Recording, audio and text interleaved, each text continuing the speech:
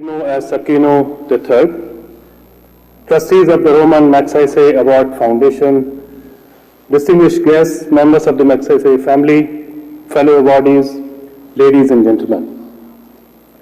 On behalf of millions of people in India, in an era of machines, recognition to the needles, we see cloth as a needle in the holistic human development process and a piece of cloth in the form of a sanitary pad as a needle in the bigger struggle for the dignity for millions of women.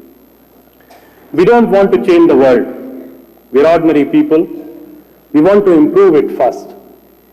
We strongly feel that somewhere something is wrong, because despite a whole lot of us in this room and many similar rooms across the globe who are applying so much intellect, resources, good intentions and hard work to improve our societies, poverty and other troubling issues are not getting resolved. The gap is growing, the issues becoming more complicated. Perhaps it is time for us to change our vocabulary, to remove demeaning words like donor and beneficiary and treat everyone as a stakeholder. It is time to change the meaning of disaster and accept that half the world does not need a disaster. Poverty is the biggest ongoing disaster.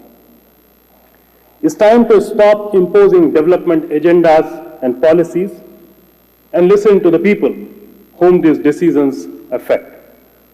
It is time to reduce charity and dignify giving. It is time to relook into our own limited knowledge and intellect and value the wisdom of the grassroots. It is time to stop treating money as the only currency in the world and start looking for parallel currencies for development.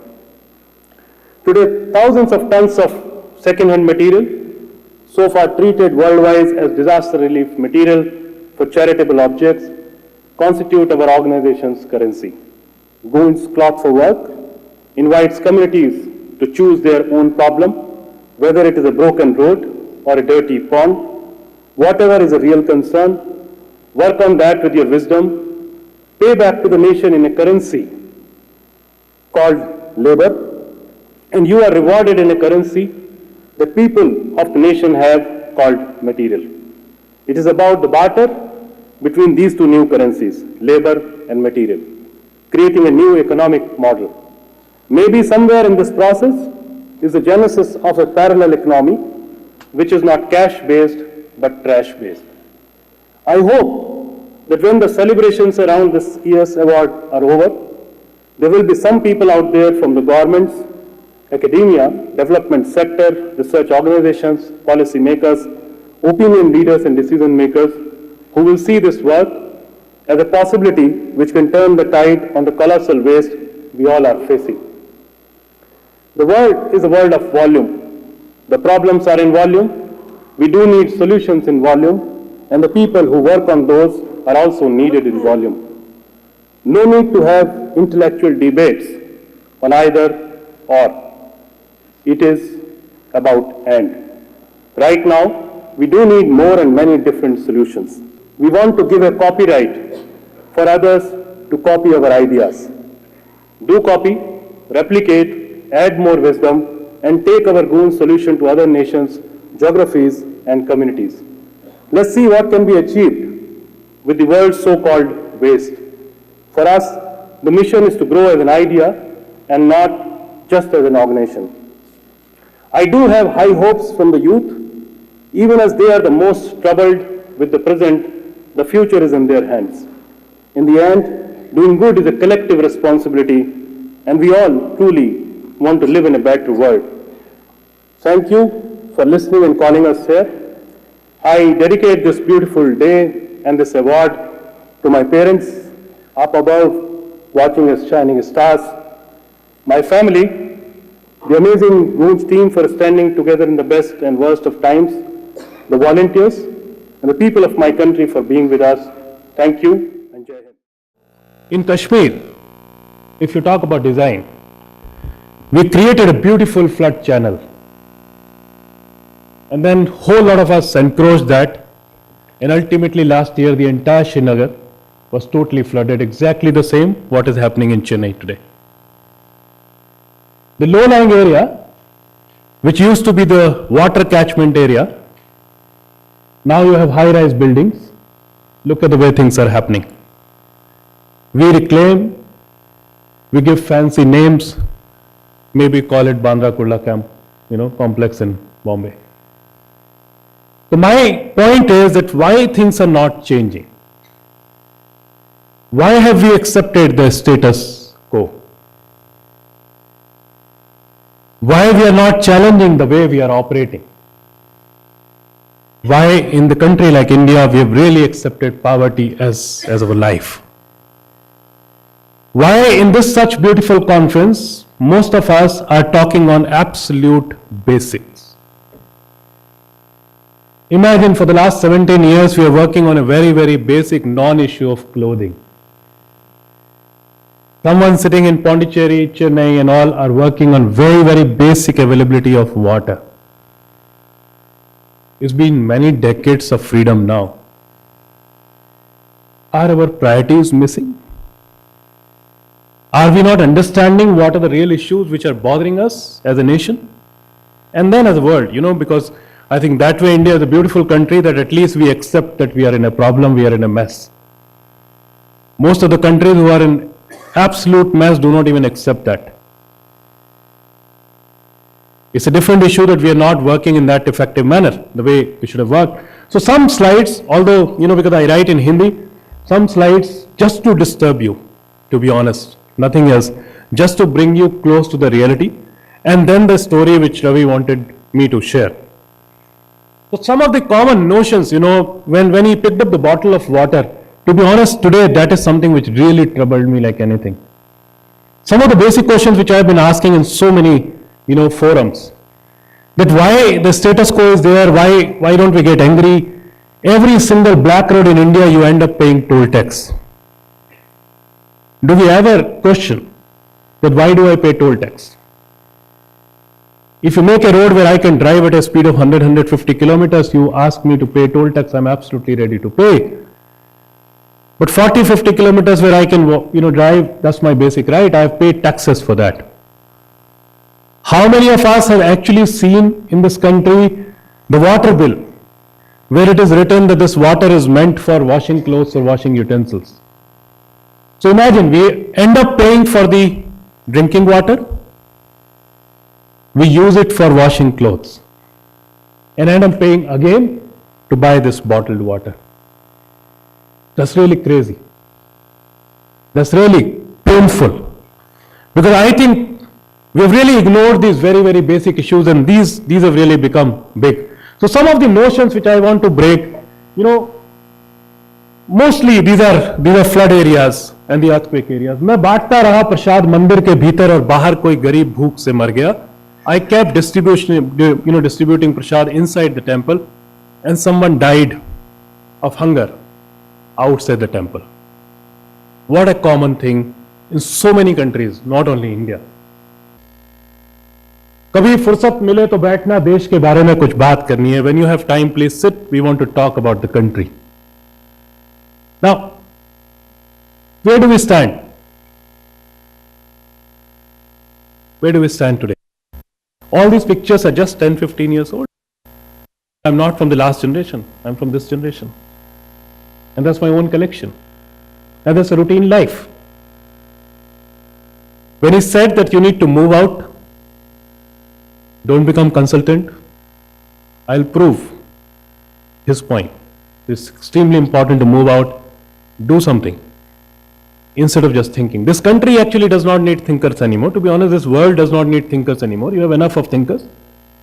You need doers. You need action. We all want to change this picture for sure.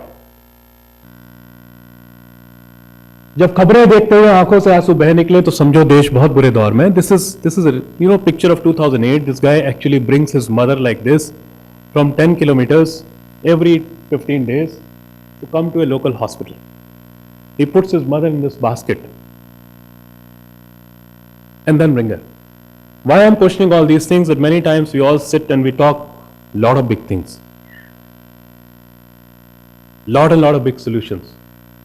without understanding that 70-80% of our population and the population of the world is actually going through the same thing. कभी मौका मिला तो पत्थर के हाथी, आसमान छूते पुतलों, भव्य मंदिर, मस्जिद, गुरुद्वारे, गिरदे बनाने वालों से पूछूंगा इसके लिए क्या बनाया आपने? What have you made for him?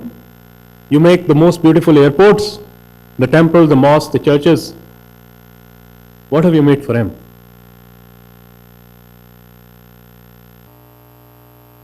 बस चढ़ा ही रहा था एक और चादर मजार पर कि नजर बाहर कांपते एक फकीर पर पड़ गई. So basically this is a story of Uttarakhand, just to relate to the cloth and the solution which I'll be showing you later. 1991 we had a massive earthquake in Uttarkashi, one of the hill region of India. I was a student of mass communication. I just, the way all of us really love to bunk classes, so I also bunked classes. When there, this was my first exposure to the village of India and especially the disasters. This guy is wearing a jacket which is made out of old jute bags, because Uttarakhand you have a lot of potato happening. To pack that, you can imagine the kind of jacket he's wearing. He had a chit. He had already lost some of his family members in the earthquake. It was a massive earthquake. He had a chit in his hand and he was again and again asking that I will die, give me a blanket. I'll die, give me a woolen. Me, the urban person who was really grown up in the urban environment, somehow couldn't understand. I was worried about his food. I was worried about where is he going to pass his night. I couldn't understand why is he asking for blanket, because it was a very good sunny day. 5:30 in the hills, the day was over. Suddenly I remembered that even I have come like this, and I have no place to sleep, no sleeping bag, nothing at all. Started looking for a place. In those days, the relief operations never used to be so big, so organized. Somehow found some space in one of the relief camp.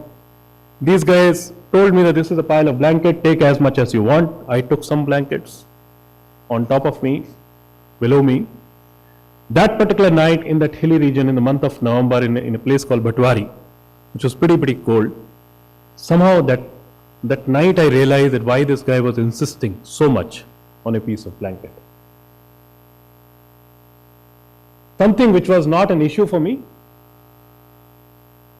was an issue for him.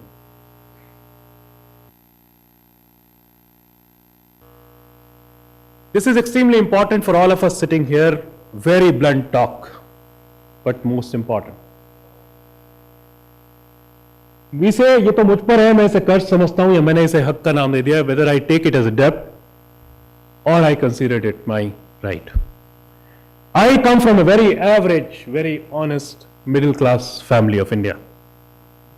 1990 when I came to do my mass communication from the best institute of India and rather Asia, people used to say, the average fees used to be about 1,500 to 2,000 rupees.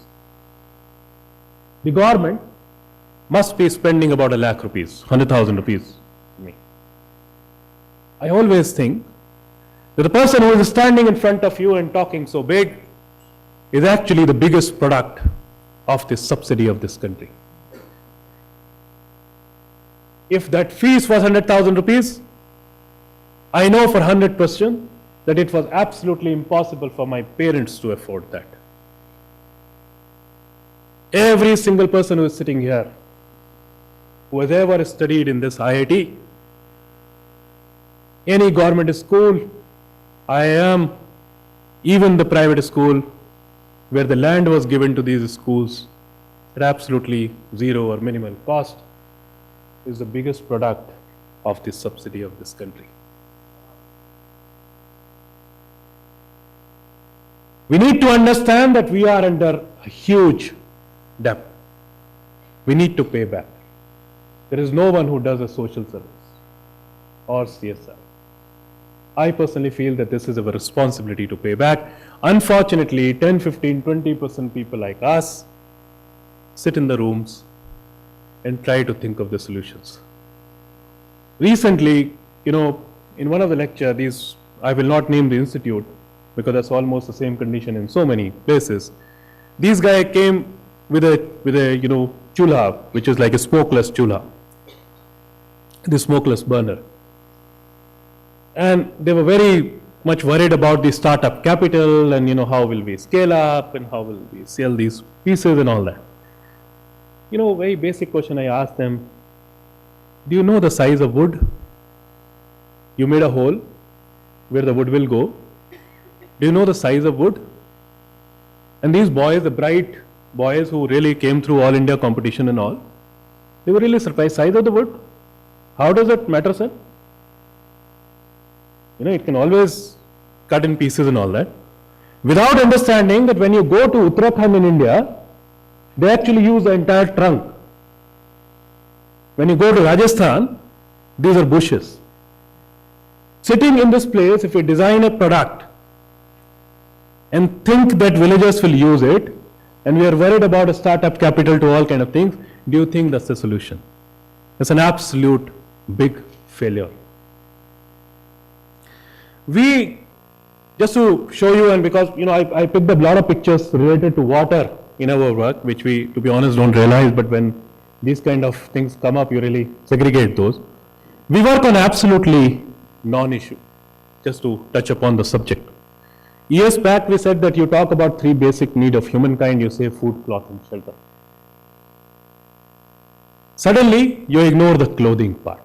If you talk about the Millennium Development Goal, the sustainability goal, recent one, and whole lot of planning commissions and planning of many other nations, you will find 100-150 issues from domestic violence to global warming. You will never find clothing written as a subject, although you call it a basic need. Cloth is a disaster relief material, so you need flood to be flooded with clothes, or it's a charitable subject object. We raise a very basic issue. If earthquake is a disaster, flood is a disaster, how come winters are not a disaster? Why don't we have figures of people who die or suffer due to lack of clothing in winters, worldwide, not only India? Almost in the same year, 91, 92, I was roaming around on the roads of Old Delhi. Suddenly, see this rickshaw? This belongs to a person called Habib, whose full-time job was to pick up unclaimed, abandoned dead bodies. We have a sizable chunk of homeless people. A lot of people die due to various reasons. Habib Bhai's full-time job is to pick up dead bodies in this rickshaw with his blind wife, Amna Begum. As a budding journalist, it was, certainly something big for me. I spent about a week with them on the footpath early morning from bad tea to the dinner and all. 2 statements came up. Habib Bhai said that when in winters, my work goes up, and many times I have so much of work that I cannot handle it. And I found that in the range of 5-6 kilometers where he was able to take his rickshaw, every 24 hours, Habib Bhai used to pick up 10 to 12 dead bodies. In the summers, the average used to be 4 to 5. Please understand, these are the stories not only from India. Just because we never looked into these things, just because we never considered these issues, we don't even know how bad is the situation. Do I have 10 minutes? Okay. He had a little daughter, Bano. That's my daughter, almost of the same age, who gave the most shocking statement and a vision, maybe that time. She said, when I feel cold, I hug the dead body and sleep. It does not trouble me. It does not turn around. Me, the urban person, used to think the dead body is cold. Me, the urban person, never understood what is she talking about. It does not turn around. It does not trouble me. But that's how that kid was grown. As a student, it was certainly shocking for me. Never knew that cloth is not a subject not only in India, but across the globe. Never knew that we never considered winters a disaster. We started working on that with 67 clothes. Today we deal with almost 2,000 tons of material every year. We wanted to move it out of charity. In the urban parts, we said that whenever you say, I want to donate cloth or donate some second-hand material, we said that it's a wrong and overstatement, because you do not donate, you discard. I mean, if I give $1,000, if I give 10 kg of rice, I can still call it donation, but something which I've already used for 2 years, with what right do I call it a donation? It's a burden on me. I want to get rid of it. So I need to be thankful to the people who are using my second-hand material. The thinking process has to change. Then we spoke about the village India, the village people, which is the biggest population of this country, the proud people of the villages of India. The biggest asset of village people is their self-respect, is their dignity. You don't find beggars in the villages. Begging is a city phenomena. It was extremely important for us to make sure that the dignity is intact. The larger initiative of Gunj is called Cloth for Work. We do hundreds of different kind of work in parts of 21 states of India now. Hardcore infrastructure as per need work. People work on that. Instead of money, they earn cloth, utensil, footwear, all kind of second-hand material. So something which was charitable for centuries is now a currency for the development.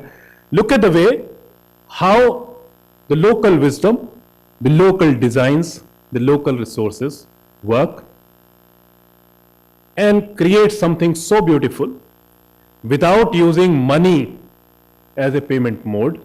That is why somewhere it is called that this is a genesis of a parallel economy, which is not cash-based, which is trash-based. Just out of jargon, these are the story. Well has been the traditional source of water in India. I don't know why and who suggested and who was that consultant and I really don't know. I'm really looking for those people who suggested the country that instead of well, now let's put up hand pumps. To put the hand pump, you actually go to the same depth. The moment you have half a centimeter of air block, hand pump is gone forever. It does not recharge. This used to be the biggest source of water in the country, totally dried up. As a part of Cloth for Work, we are reviving the old wells across the country. We are also digging new wells. These are recharge. The moment we do 50-60% work, we start talking to the local government, say that 50-60% work we have done, now it is your duty. They get into this after a lot of issues, but they get into this and this is how the cement structure and all those kind of structure comes up. Totally village wisdom. This is like, reviving some old well, which was totally gone. Traditional source of water. And rather, if you talk about Eastern India, which is a very, very huge part of India, the only source of water. Just say 10 meters away from this or 10 feet away from this, people will come and put up a hand pump. It will only cost you about 3,000, 4,000 rupees because the water level is so high next to the pond. Without understanding that ultimately people are drinking the same dirty water. As a part of Cloth for Work, where the material is paid as wages, this is how whole lot of villages are really reclaiming their own ponds for the source of water. Not only the good water is coming out, but also the livelihood has come up because of this weed, the fishing was not there. The moment this weed is over, fishing is started in many, many ponds again. Totally local resources, local wisdom. We are using sarees, bed sheets to do this. We are using tires so that people can go inside the water. We are using buffalo so that people can go inside. So there is no dependency somewhere on the big system. Many of you must have gone to Kashmir. Kashmir has one of the most beautiful lake called Dal Lake. A lot of it is pretty dirty. We've just started cleaning a part of it. And this is how, as a part of Cloth for Work, they're really cleaning up. Look at the piles of the weed. Local, this is a source of water. This is where the water used to be there in Uttarakhand, and it was also meant for the animals.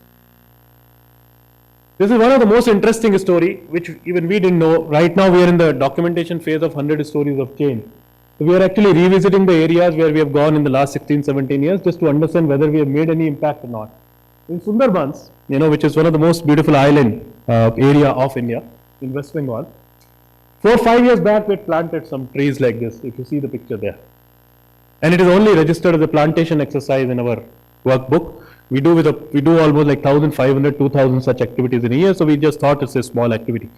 We revisited the area this year, and we found that it is actually grown to 100,000 square feet of strong, sturdy mangrove like this. In the last 4 or 5 years, there is no high tide, smaller disaster has affected the livelihood or the agriculture or the animals of that village. My whole point is, problems might be big, solutions are very small. If these are done by the local people, and if sitting here we do not decide that every single village will have a road, but let the villagers say that I don't need a road, maybe my school needs to be repaired. This is how the bridges are made. Again, 100% local resources, local wisdom, because these are the guys who exactly know that in the month of June how much water comes, and in month of July how much water comes. That's why these bridges actually last long. Just the last point, just to maybe tell you another reality of the world, not only India. We were working on cloth. One very basic question we raised a few years back: every single woman needs a piece of cloth which is now called sanitary pad. First 5-6 years of our work, we understood that the world has an acute shortage of clothing. So the question was that if you do not have enough to wear, from where and how you bring that piece of cloth.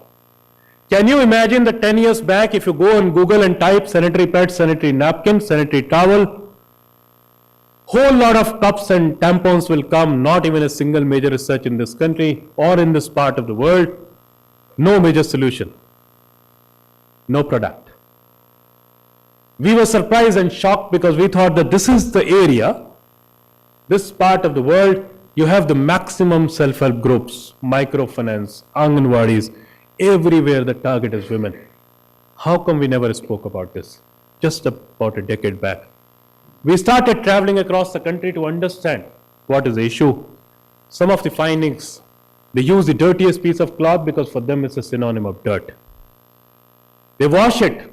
They cannot dry it in sunlight because of obvious reason, the kind of cluster people are staying. Washing itself is a big problem because now the life depends on public taps. Public taps in the name of public convenience are always put up at a public place. If you do not have a privacy to take bath, how do you wash that piece of cloth? With dirt, moisture, they wear it again. We found if you have 2 to 3 women in the family, their cycles are different, they're sharing the same piece of cloth. Not only within the family, it is actually shared in the village. Million is a very small word. Half the women population, more than that, is actually using, not only in India, in many, many other countries, sand, ash, jute bags, rugs, rags, old newspapers, dry leaf, plastic sheet, used sanitary pad to cow dung. Anything and everything which can stop or absorb is used as a sanitary pad. And we are wondering, all across the globe we are talking about women empowerment, so many other issues of women, but ultimately this is something so ignored. We have a case where a lady used a piece of blouse, traditional Indian wear, which had a hook, she died of tetanus. We found a case in Tamil Nadu where a lady, where a centipede entered and the lady died. Today, the biggest number of uterus removal in this part of the world is actually happening because of this, because the moment you have an infection, the corrupt or the health system or the quacks will tell you that there are chances of cervical cancer and your uterus is removed. I have come here just to bring the point that our problems of half the world, are very, very basic.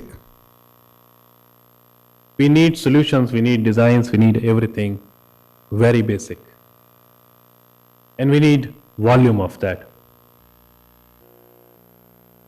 And some other things also we'll have to think. One question which I have been asking everybody. You go to a private school today, every third kid is wearing a spectacle or a glass. You go to a government school, a municipality school, how many children actually wear a glass? So I wonder, the education is hemorrhaging because of teacher-student ratio or because the kid is not able to see? How many truck drivers do we see wearing a glass? So accident is happening because a dog comes on the road, or the road are badly designed, or the street lights are not proper, or because the driver is not able to see. These are the needles which we have ignored. Last pictures. This is not about the impact of clothing. This is just to bring the point that the big problems have small solutions. If I ask you today, all of us have seen this kid. In many, many countries, it's a very common face. The face might be different. What is that first sentence, first word comes in your mind? Please. What do you feel?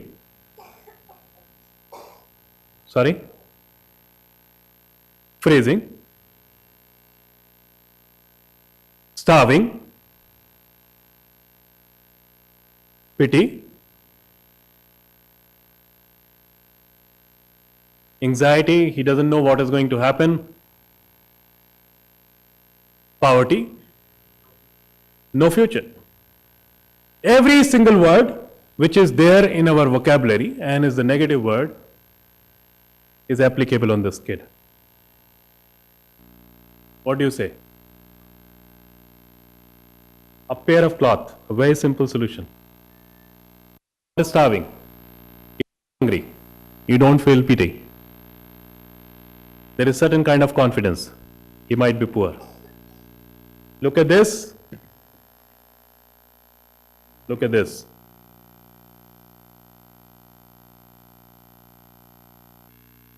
Look at this.